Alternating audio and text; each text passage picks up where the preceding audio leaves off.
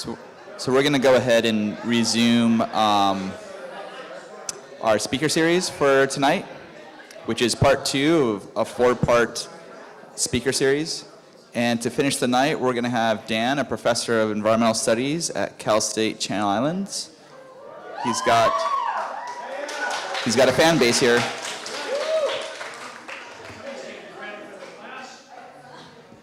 So it's actually really great to come on the heels of what Brian just had to tell you sort of about the beaches themselves. We're going to shift gears a little bit, and I'm going to tell you about some of the work that I and we at Cal State Channel Islands are doing to try to understand what's happening like just off the beach with the waves. So I think of myself as someone who studies coastal resource management. I'm going to talk a little bit about what I think that means, but generally when you go places and you talk about coastal resource management or ocean resource management or marine resource management, people are not thinking about waves. They're not even thinking about beaches. They're thinking about the kinds of things that Google is thinking. If you do a Google image search and you see a lot of things like fisheries and oil production, and so in the resource management context, like this is mostly what people are worried about. So it was really cool to come and see that here's some elected officials, a former coastal commissioner, a team of people here in our county, in our town, that are thinking about the beach as a really important resource. And so the work that I do is we try to think not just about the beach, but also to take that offshore a little bit. It's up there. So this is what I think about when I think about an important coastal resource. To manage any resource, you need a lot of data to do it well, and so a big part of what I try to understand is where that data is for waves and how we can get it and use it to manage them better. So what I thought I'd do today is just tell you a little bit about why I think that this is important and worth doing, and for a town like this is we'll run through this quickly. When I speak to academic audiences in non-coastal places, I really have to convince them that waves are actually good for something. I think we can do that part quick here. I'll talk about what some of the work that we're actually doing, and I'll tell you about sort of 2 projects that we've done recently, and one that we're gearing up for that I think are fun and maybe interesting. And then I'll kind of end with a please, which is basically going to be keep supporting organizations like Beacon. Please keep volunteering in your local Surfrider chapter. We're in really good shape in California. Other parts of the world, in not so good shape, but California's got a lot of really good things going for it, and a lot of really good energy from local government and from people like you who show up to events like this to drink a beer and geek out. And that's objectively a good thing for our coast. So I'll try to make that connection. And I'll try to do it quick because we're drinking and our attention spans are finite. Okay, so first there's a little bit of this question about why, and I just thought I would show you some numbers. So this first number, 1,114,000. This is the estimate of how many surfers are in, thank you, Adam. This is how many surfers are at C Street every time I paddle out. No, this is how many surfers are in California, and this is the best estimate we have. It's from 2001. I was also surfing in 2001. I'm pretty sure there are more people now, but this is a large constituency of people that care about something, and so this in and of itself is a good thing. There has been an effort lately to start to quantify how much waves and surf spots are actually worth. This was an estimate published a few years ago, $8 to $12 million. This is how much that Trestles, the sort of Trestle surf spot complex in San Onofre, contributes to the local town of San Clemente every year. $8 to $12 million, just people going up to surf. That's big money in a small local economy. $23.8 million, this is the value of Mavericks in Half Moon Bay, and it's mostly because they have a well-publicized surf contest there. $2 to $7 billion. This is the rough estimate for how much beaches in California are worth. And that's a big range, but that's also a huge number. And just for context, Brian mentioned that commercial fishing is really important in Ventura. $351 million is the total contribution of commercial fishing, commercial fisheries suppliers, ports, seafood, ports process, like the seafood end of the port, seafood processing. This is the total value of commercial fishing in California. So not even in the same order of magnitude as beaches.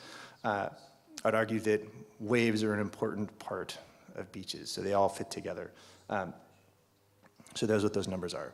So we can use sort of economic numbers to say this is important, and if you go to a policymaker, often that's the kind of thing that they care about. But there's other evidence that waves and beaches are really important, and I love this example. My students are probably sick of it. Huntington Beach is Surf City, USA, and they only get to be Surf City, USA because they basically engaged in a lengthy, really divisive, bitter legal battle with the city of Santa Cruz that also wanted to be Surf City, USA. And so they kind of started back and forth, and then finally, Huntington won the lawsuit, so they get to be the Surf City, USA, and Santa Cruz is just Santa Cruz.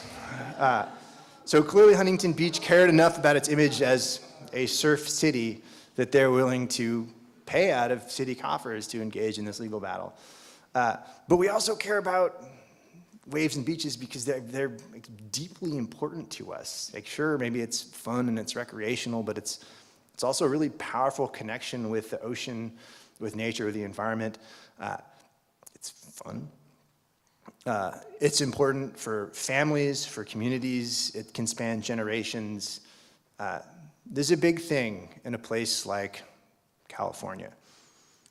So my takeaway from all of this is that waves are really important, and we need to manage them in such a way as to ensure their continued survival and awesomeness the same way we would try to manage a fishery to keep it sustainable, or basically any other resource that our society cares about. Why else might we care about this now? Well, there's some things that are happening that might affect this. So these are population projections. So this is data on population growth and then projections for future population growth for California's 15 coastal counties. The first thing you should know is that the southern 3 counties are on a totally separate scale. So it's about an order of magnitude difference. And that's because, as we all know, all of the people are in San Diego, Orange, and LA County. And the rest of the population of California is kind of scattered across the northern 12 counties. But what you see is that after that vertical line, there's going to be a lot of projected population growth. And if you notice, the steepest line on this chart, the one that's going to, like the population, the county with the most population growth projected in the next 35 years is ours, which I think is interesting.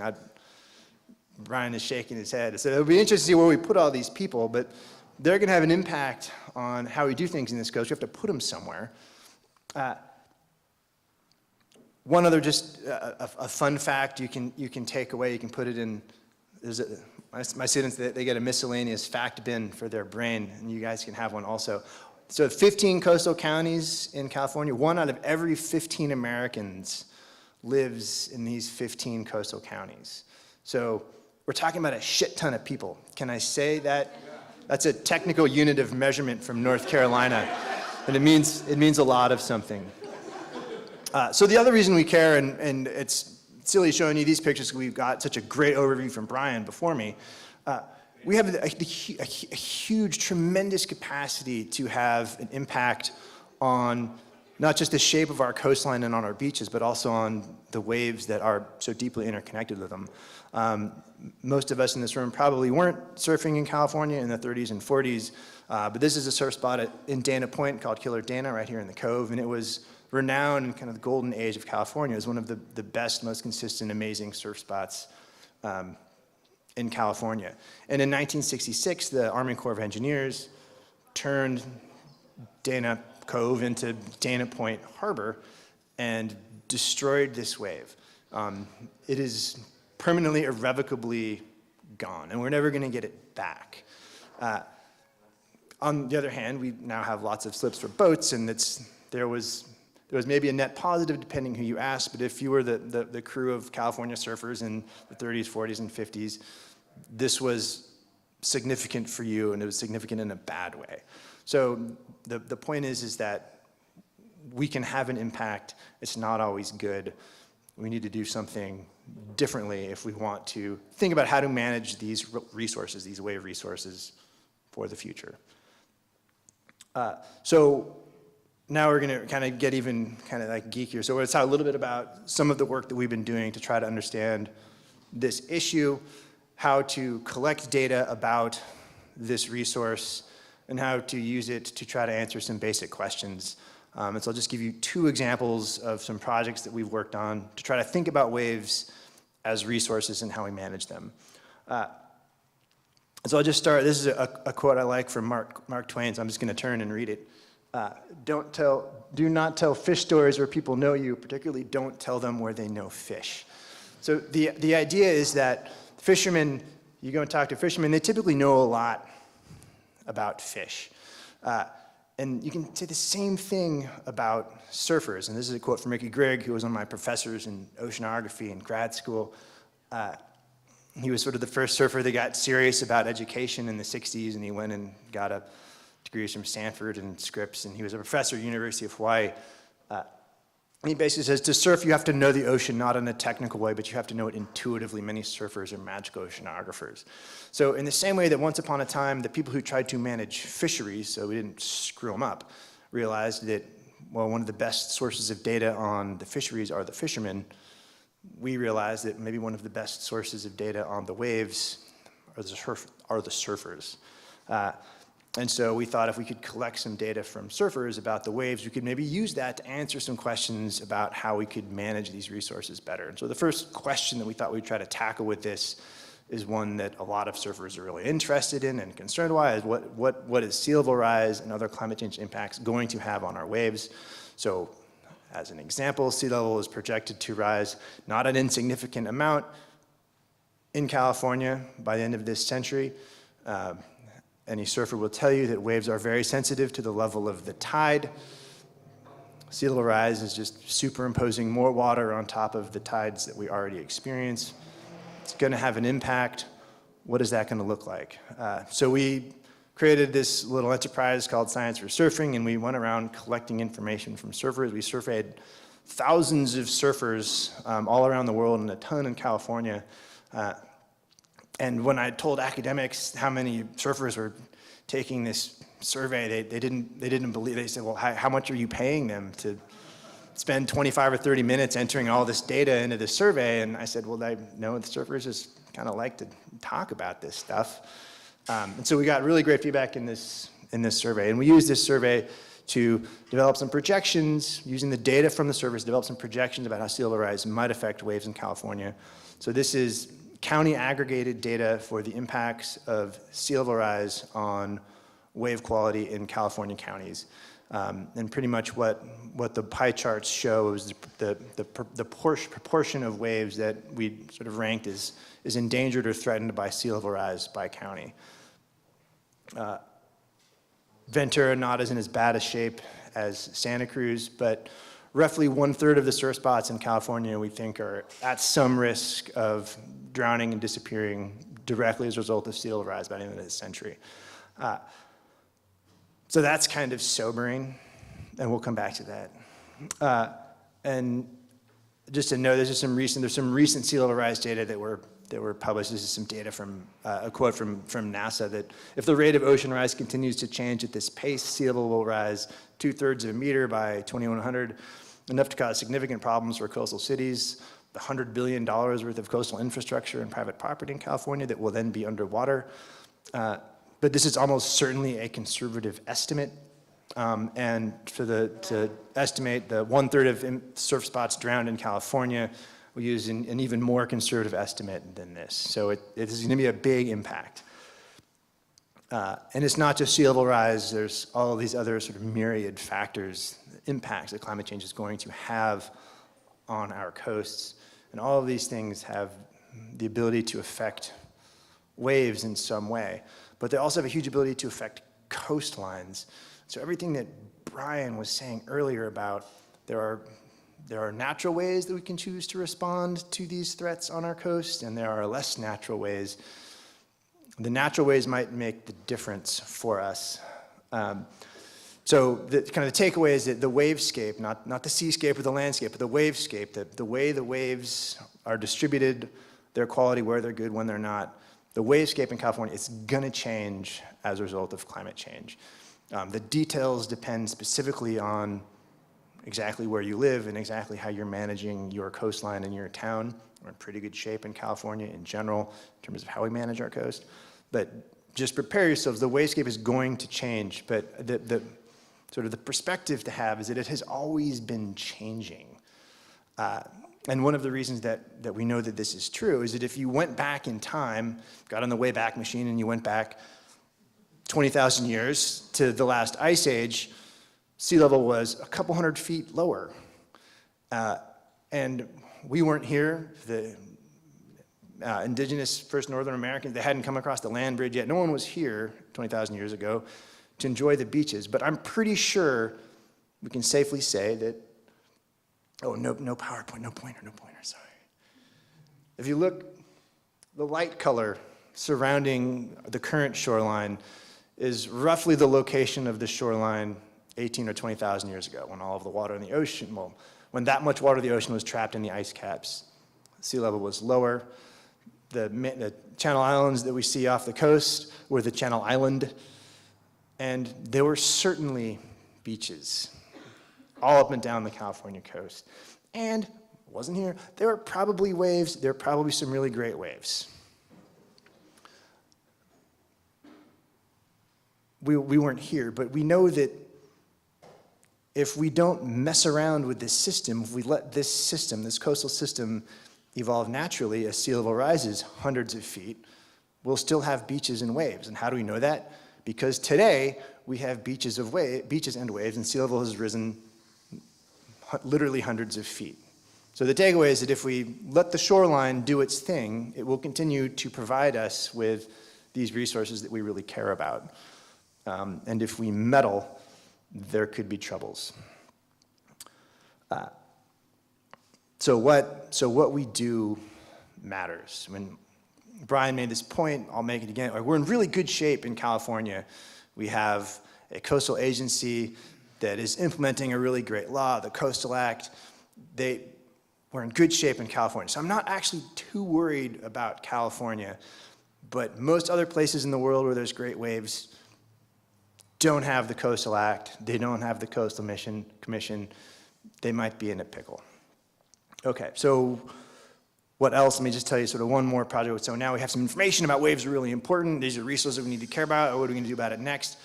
Well, how do we manage waves as a resource? Whose job is that? There isn't a national wave agency. I think that'd be really cool, but we don't have one. And so we kind of embarked on another project to start thinking about, well, how do we actually do this, not just as the state of California, but as a society? And it turns out that as resources, waves are kind of interesting theoretically to geek out on, because we can think about like an individual wave, and there's sort of some management that happens of how maybe two resource users might use an individual wave. Here they are duking it out. This is basically, feels like every time I paddle at it. Okay. Or we could think about sort of that collection of waves, which is this surf spot. And from a resource management perspective, there's different things that happen. And one of the things that's so interesting about thinking about it from the surf spot perspective is that it's not the surfers that are having the impacts. They're impacting each other, but they're not really affecting the physical quality of the wave. The quality of the wave happens from all these other things, like, do we put a dam upstream and catch all the sediment? Do we build a seawall on the shore? Do we deepen a harbor and redirect the sand in the submarine canyon? So from a resource management perspective, normally you want to manage a fishery, you just tell the fishermen what to do. They're the people that are using the resource. But if you want to manage a wave, suddenly it gets kind of tricky. You can try to tell the surfers what to do, but it turns out that there's all these other things that coastal communities do that actually make the difference. So there's some groups that are trying to think about how we do this, and so we're partnering with an organization called the Save the Waves Coalition. They're based in Santa Cruz. They're really, really fantastic. And they have a bunch of programs that are designed to try to help coastal communities think about how to manage their waves as resources. One of their programs is the World Surfing Reserve Program. If you're not familiar with it, it's really bitchin'. Every year they designate a new reserve out there in the world somewhere. They pick waves that are really great, have historical, cultural, ecological significance, and then they work with those communities to try to help them manage their coast, their activities in such a way as to sort of preserve that wave as a resource that's really valuable in those communities. And so we partnered with them to try to understand, well, what do they do that like works well and results in effective protection of waves, and what do they do that doesn't work so well? And from a talking to an audience perspective, it's the kind of research that creates data that just is really miserable to look at. So I'll just skip to this map. So we basically have been working with them to understand their programs and what makes them more effective from a resource conservation perspective. And we've got some preliminary results, and we're hopefully going to publish them soon. And I'll just say that one of the takeaways from that study is that if you can find a way to take your local wave resource that you care about and give it some sort of formal recognition and protection through an existing program, that's a good thing. So this is the World Surfing Reserve at Malibu. Some of you maybe didn't know that Malibu had a World Surfing Reserve. How cool. But as we said, there's no national wave agency that designates wave protection. It just doesn't happen. And so how do you go about protecting a place like Malibu from the myriad of things that might affect the quality of that resource? Well, here's an interesting way that Malibu just figured out, and so I was hoping Michael Blum would be here. He's the guy in Malibu that led the charge on this. But they were able to get Malibu listed under the National Registry of Historic Places because of the cultural historical significance of Malibu for surfing in California. And so does this guarantee that Malibu is safe forever? No, but it does mean that anytime someone wants to do any kind of project that might potentially have an impact on Malibu, when they go through the environmental review process, they have to consider cultural and historical resources. And I'm looking at Brennan to make sure I get this right, but they'll have to consider the fact that there is a national historically registered site that could be affected. So that's a really good thing, and it's the kind of thing that we're working with Save the Waves, trying to understand where are the places where they can deploy that kind of data to help protect those kinds of places. So just a little bit about what next, what are some of the other things that we're doing. So I've been talking about the importance of data to manage anything, and I would argue that for waves, the best source of data are surfers. And so we're kind of kicking off a new project this summer to try to go back in time, in other words, talk to the old surfers and get data about the places that have changed, that we have affected through coastal management or environmental change, so we can understand what is the relationship between the things that we do on our coast and the way it's changing and the quality of the waves. And it turns out maybe there's some old pictures, but there isn't a lot of actual data that we can use about these kinds of questions that we can use to inform contemporary and future management situations. So again, we talked about Killer Dana, gone. This next picture in the middle is Stanley's, just up the coast here, also gone. But there are surfers alive today who have, you talk to them, they have very clear recollections about the details, very minute details of these coastal places. And so we're partnering with the Surfing Heritage Foundation and the library at California State University Channel Islands to collect a bunch of oral histories from this sort of aging surfer community to see what kind of data we can extract from their recollections that we can use to inform management. So the last thing that I'll end with is sort of this please. People talk about how surfers are the canaries of the coast because we're out there in the environment and we're paying attention and we're noticing, and that's really great. But I was like pushing this metaphor, but then I realized this is a bad metaphor. You do not want to be the canary. Things don't work out for the canary. That's like the whole point of the canary is it's bad. You don't want to be the canary. So I've been trying to think about what's like the new metaphor, and a lot of the fact that like we have communities like Ventura that are paying such close attention to what we are doing on our coastlines right here. We're trying to do the right thing. I'm trying to rethink about this because if you zoom in on the coast, you zoom in all the way in, this isn't Ventura, this is Huntington, because you can zoom right in on this sort of neat image of surfers literally on the front line between the coasts and the ocean. So now I like to think about surfers are on the front line, that we're out there paying attention to what's happening in the ocean, and we're not just paying attention, we are collecting data, and if we can assimilate that data and analyze it, we can use it to make more informed decisions about how we manage our coast. So I'll stop there, thank you.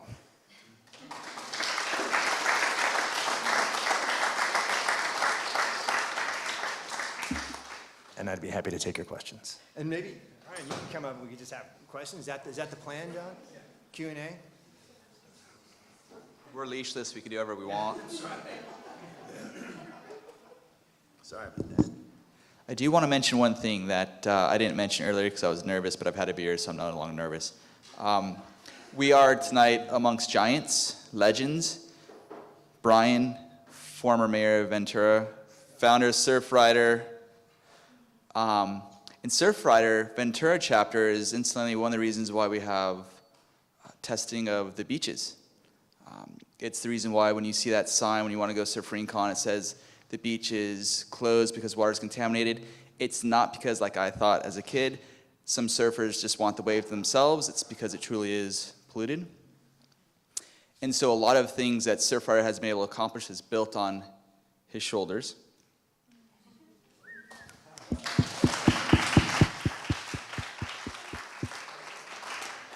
So with that, if they want to do Q&A. Thanks. Yeah, clarify. Thank you. Thank you. I did want to introduce Christy Weir, our local council member and also a board member of Beacon, who's been very actively involved in trying to move what I talked about, the second phase of Surfers Point, into a reality and making it something that we can be proud of.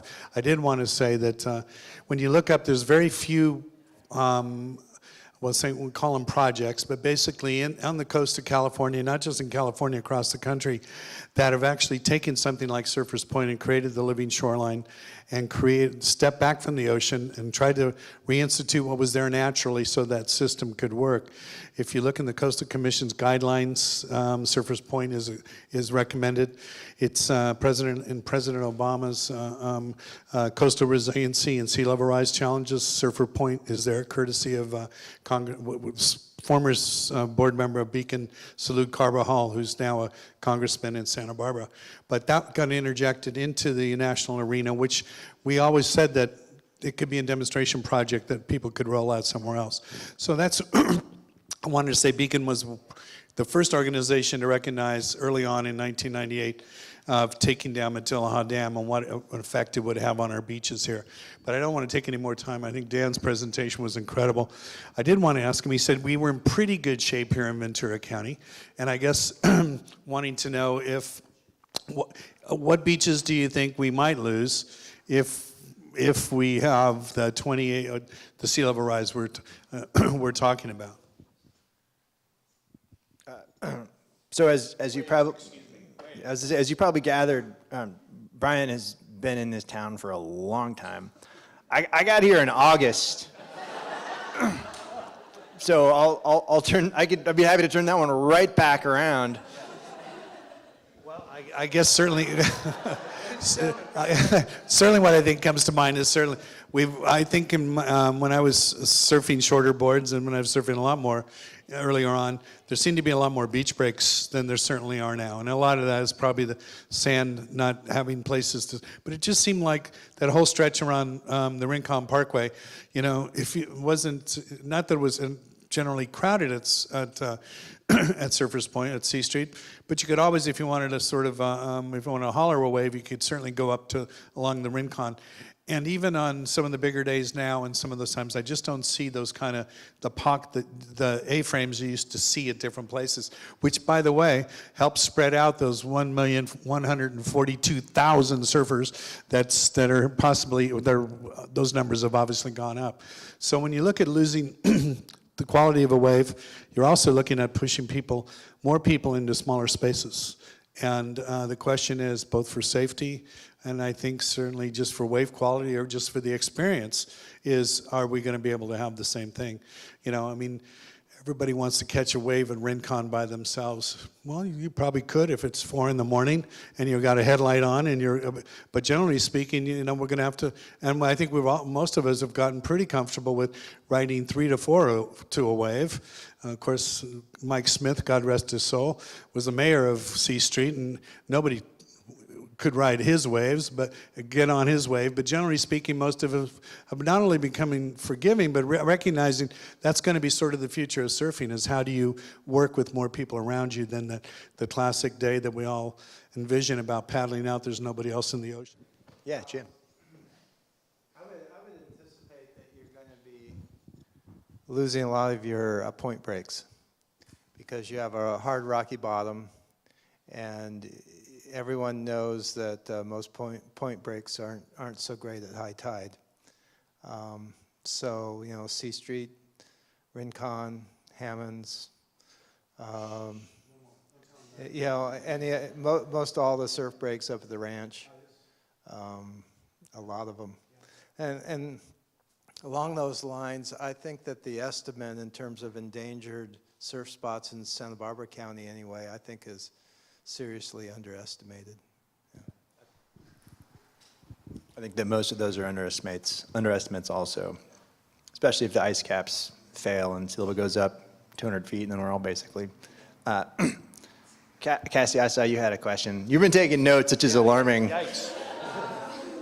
It's a question for Brian, I hope. Wait, hang on, John, I got it. This is a little bit of a basic question compared to the other ones. My question was basically what qualified Malibu in particular to be a historic place, and how could we see that spread throughout the coast into some of the beaches that we care about most up here? I don't know if you know the answer. Like why not Rincon? Yeah, I see that old guy can answer this. Mickey Dora held court at Malibu. I mean, that's probably as close as it gets. I think certainly there's a lot that comes into a historical place. I mean, the Amundsen House is there. There's a number of cultural, certainly I think Chumash probably figured into that, a big piece of it, as certainly Rincon should.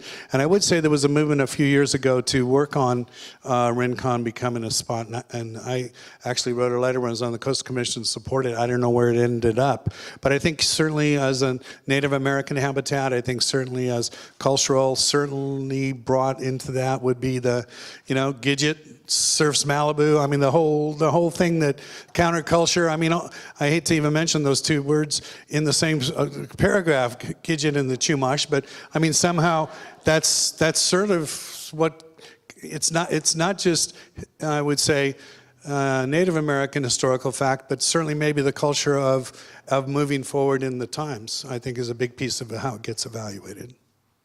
Yeah, so Malibu did play a really critical role in the history, especially the history of popularization of surfing and surf culture in California. But also Michael Blum, who is the gentleman who spearheaded that effort, basically was like, we need to do something about Malibu, and he went to grad school at Duke.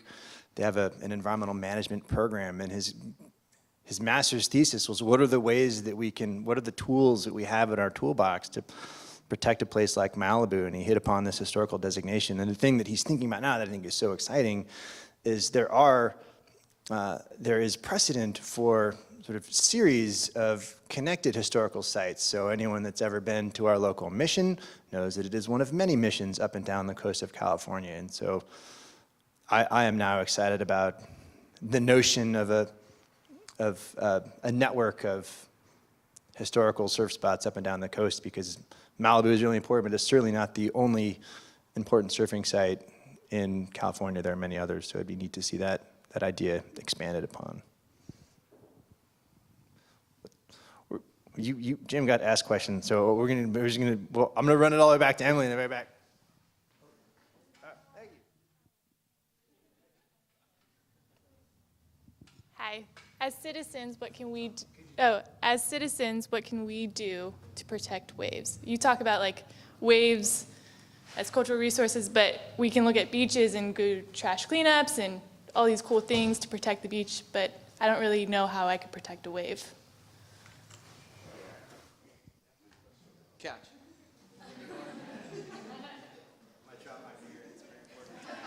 Don't drop on my lap if I haven't seen it. We, Brian and I conferred, the answer is show up.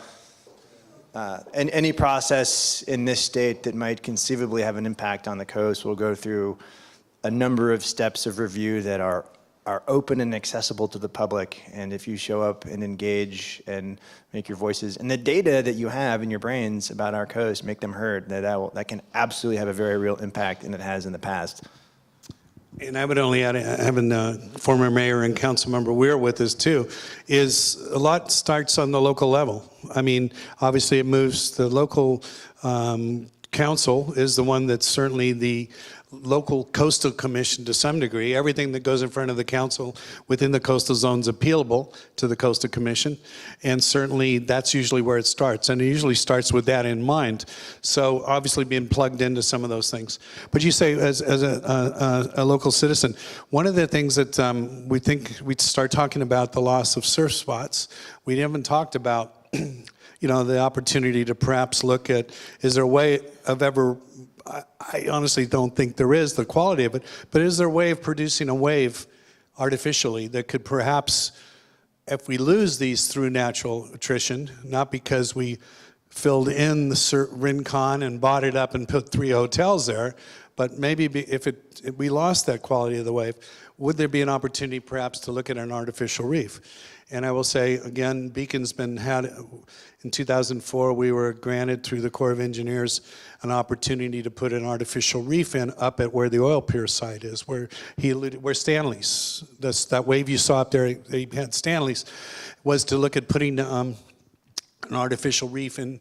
It was an incredible quality wave. I mean, you know, there's some of the old time surf movies, Slippery When Wet, all that kind of stuff was surfed at Stanley's and at the diner. Now that went away because of the freeway got filled in. And one of the things I wanted to mention earlier, again, because we have an armored coastline, 54%, a lot of that is courtesy of the railroad, and that's long before the Coastal Act. And then the freeway system is there also, that contributed, and that was long before the Coastal Act. But certainly Stanley's, courtesy of the Coastal Act, later, when the oil piers came out, the oil piers were put in. Some of you might not know about the oil piers. There's certainly been here for then, but it came out in the late 90s, and it was a pretty good surf spot. Even after Stanley's, it was more a beach break, and it was a good surf spot because all the pilings held a lot of sand there. And so on a real windy day in the channel, you could usually get a glassy, nice wave there. That being said, when the oil piers, Coastal Act, they actually signed it before the Coastal Act, said we'll return this property to its natural state. They took out the piers, and everybody said, well, you're going to lose the surf spot. And people said, well, we're returning it back to its natural state, how it should be. Unfortunately, it wasn't its natural state, really, because the freeway had been pushed in and everything else had taken over, so it wasn't the natural state where it could kind of heal itself. But that being said, the sand went away from around the pilings, and basically that surf spot disappeared. There's an opportunity, I mentioned, to look at putting an artificial reef in there. Heard about, we sort of got that designation in 2004. There was no funding behind it, and we didn't feel real comfortable going forward because we figured the technology wasn't quite what it should be. If we're going to do it, we should do it with the cutting edge technology at that time. Interesting enough, because of sea level rise, because of other things, and because it takes time, 3 weeks ago, Jim Baylor and myself met with a class at the Naval Academy, ocean engineers that are actually interested in looking at designing the reef, and not just designing a reef that would sort of have a mushy wave, but actually designing a reef that perhaps would have a top to bottom wave, a little bit more in the flavor of what Stanley's was. That's a conversation we're going to have with lots of people. I know when I was here at the chapter, Surfrider was a huge thing, the conversation about, do we keep the pilings there to save the surf spot? Do we return it to its natural state? Because that's what we believe in. Access, waves, all those kind of things are sort of the mantra, and are the mantra of Surfrider. So are you able to do it artificially? I don't know. And I think that's a conversation. But when we start having those conversations, it'd be nice to have folks come show up, and not just surfers, but beachgoers and people like that, to start really helping us figure out how we're going to do it. Now, one of the things that I want to say that a lot of people have said, well, if we can produce a really, really good wave and artificial reef, then we don't have to worry about all these surf spots going away. And I would just counter that with, that's not the case. It's going to be very expensive to do it, and the most inexpensive and certainly best way is the natural way, is to keep them as long as we can. Sorry to go on. Jim, you had a question. Was somebody else had a question? Jim, I think you were going to ask one. Yeah, just a comment, and Brian, you touched on it. The other thing to think about in losing surf breaks are losing piers.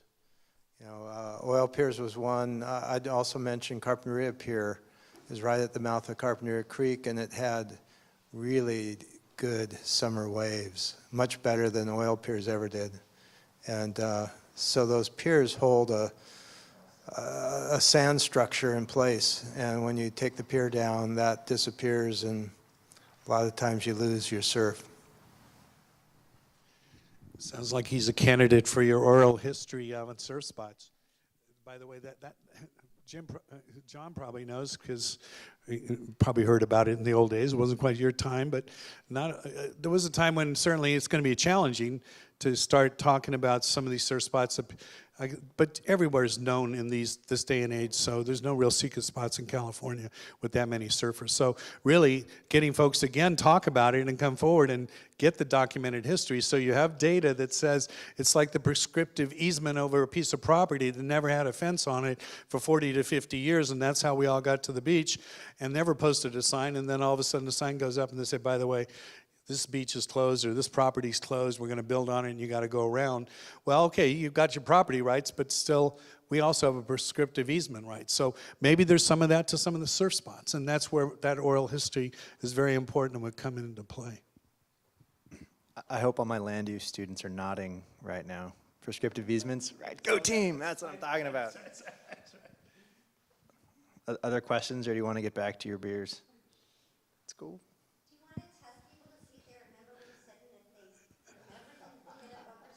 That's right. You get a bumper sticker, tape down.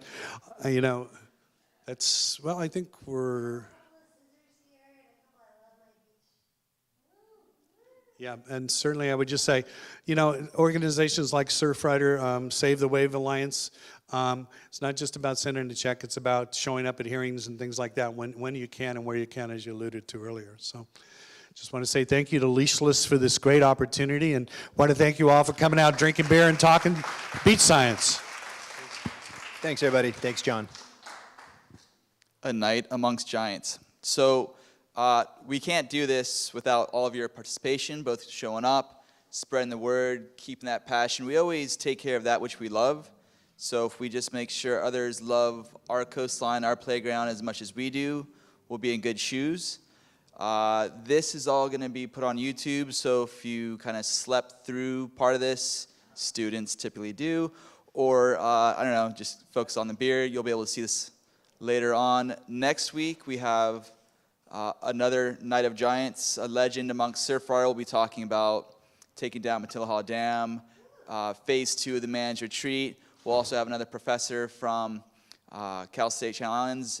More sand, because as we've learned tonight, sand makes waves, it protects homes, it helps create and maintain the value that we see in the places where we live. So I hope to see you next Wednesday, same time, same bat channel, almost same beers, and otherwise, keep doing what you're doing. Thank you so much. Cheers. Yeah.